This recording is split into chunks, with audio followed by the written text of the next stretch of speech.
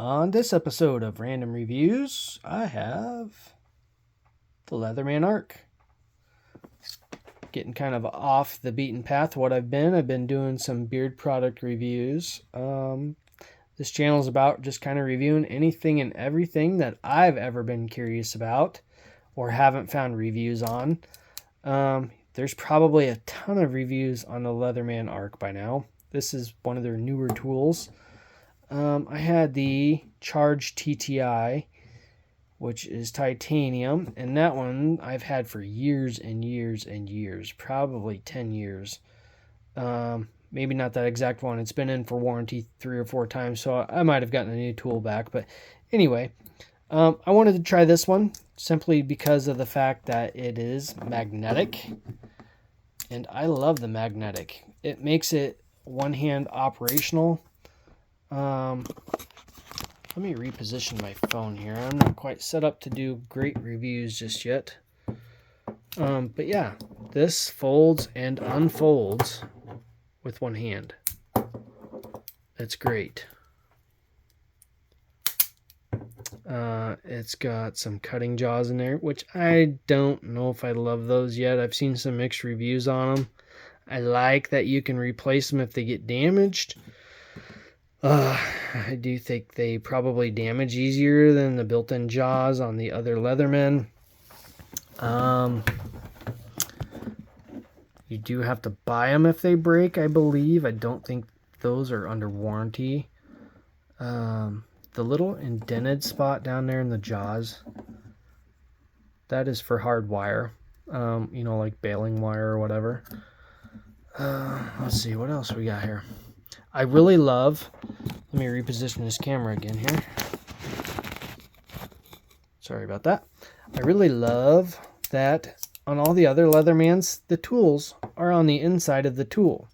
So to use it, you have to unfold your Leatherman just to get the tools out.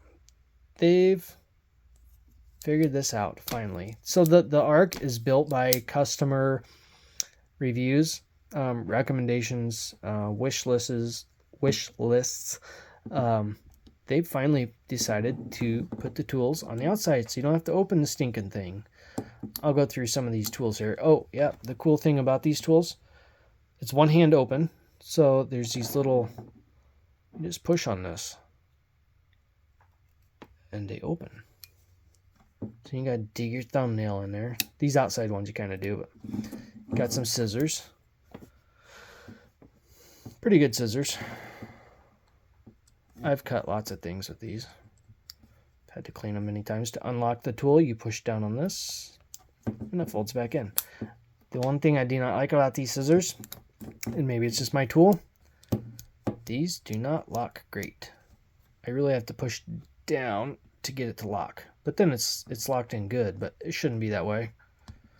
It should just lock like all the other tools do. Let's see. There's one that's stuck in there. Hold on. There we go. There's a little owl here. Poke holes and stuff.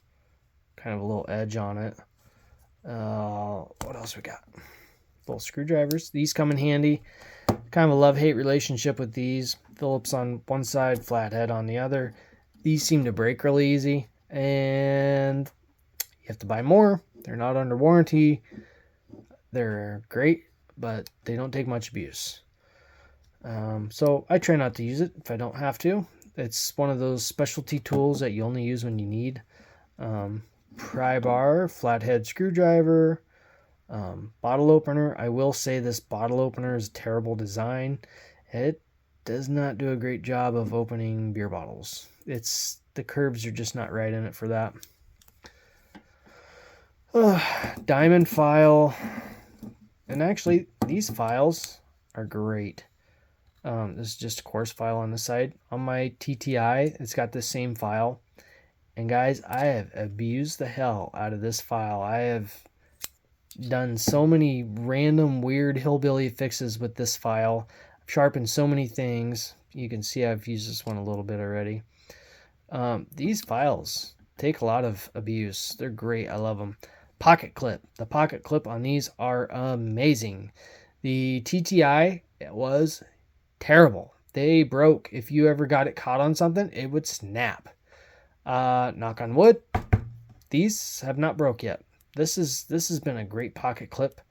And it's not kind of held in on the end like the TTIs where it pushes in. Those seem to get loose over time.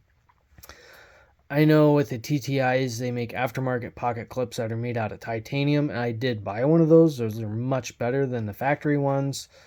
I would highly recommend one of those if you have an older tool that you can buy one of those for. Let's see, this side we got a saw. I have used the saw on my old TTI a lot. The saws are great for smaller jobs. They're great for camping if you're, whatever. You got your screwdriver bit, flat, Phillips. What else we got here? We got can opener. This has a few different uses. Can use that for a few different things. We got your knife. This is probably the most used tool aside from the pliers on my Leatherman. It's got MagnaCut, which is a new blade they've kind of come out with. This sucker is sharp. It's one of the sharper blades I've owned, and I have just recently touched it up with a ceramic tube out of a light bulb, big shop light. I use those to touch up my blades. They do a good job polishing and sharpening if you just need a slight sharpen. Anyway, it's held edge really, really good. It's extremely sharp. This blade's great. I love it. Overall, this tool is awesome. I love it. The pocket clip, you can go on either side. It's ambidextrous. You can see here, this is made to beat on stuff, kind of like a hammer. You can see I've used it a lot. I've used my old, if I go get my other Leatherman, you would see it is all beat to hell. I do use this feature a lot, and I find it extremely handy. You can get a good grip on this sucker, and you can really go to town on this, and it really doesn't hurt your hand all that much. I don't think I'm missing anything. That's pretty much it. This is by far probably my favorite Leatherman. I haven't owned a bunch of them. I had, like I said, the Charge TTI. I really liked it quite a bit. I've had it for years.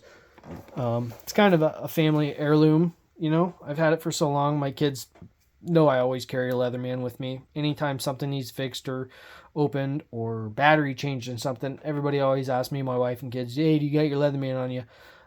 So that Leatherman's probably going to go to one of my kids one of these days. Like I said, it's kind of been in the family for a while. Yeah, I guess I don't have too much else. If you guys are on the fence about these, I highly recommend them. They're an awesome tool. They're lighter than the Charge TTIs by quite a bit. I don't know. You'd have to Google the exact specs, but it is quite a bit lighter. This is my second one. I did break my first one doing something I shouldn't have done. I will just leave it at that. The pliers jaws, I was kind of prying a little bit, and I shouldn't have been doing that, and I knew it. Broke them, so I can't fault Leatherman for that. They're a good product. Leatherman's warranty is good. I'm going to get off topic just a little bit here on their warranty. I have used their warranty probably, I don't know, half dozen times over the last 6 to 8 years. Their warranty is no BS. They will fix, replace. They'll make it right with you. Now, with that said, their service is sometimes terrible. In the past, it's taken them 8 weeks turnaround to get me a tool back, which in my opinion is ridiculous.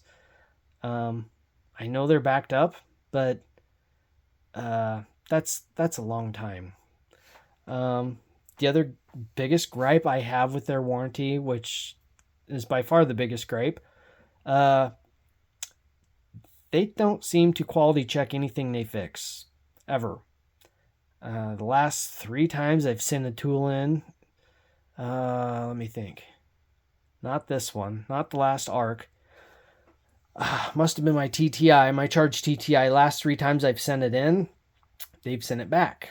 And while the piece that was broken they've repaired, they did not test any of the functionality. The old TTI was, it was not magnet. You opened it, it was just stiff in the joints. They would either over tighten these and you could not open anything. You struggled to get any of the blades out because they were so tough, or they were extremely loose and stuff would just flop everywhere and your knife would come out. And you guys are going to tell me, just get your Torx and tighten these up. And I'm going to tell you that there is an art to that. I have done that.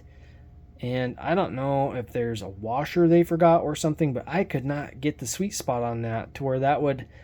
I've got it to where it was manageable before, but it just annoyed me, so I've sent it back in and made them fix it. Gosh, I don't remember. There was 2 other times that I sent them something in, and it come back, and while they fixed the main problem, it come back with more problems. I mean, it was just obvious they never tested it. They never opened it. They didn't open any of the tools. They need to do better quality check on their warranty stuff. I'm just going to leave that at that. I love Leatherman. I love that they're made in Oregon. I believe it's Oregon. Made in USA. They're a great company. They're about as American as you can get for a company. So anyhow, that is my review of the Leatherman Arc. Guys, it's expensive, but if you're on the fence, it's worth it. Go buy it. You'll love it. Thanks for watching this episode of Random Reviews.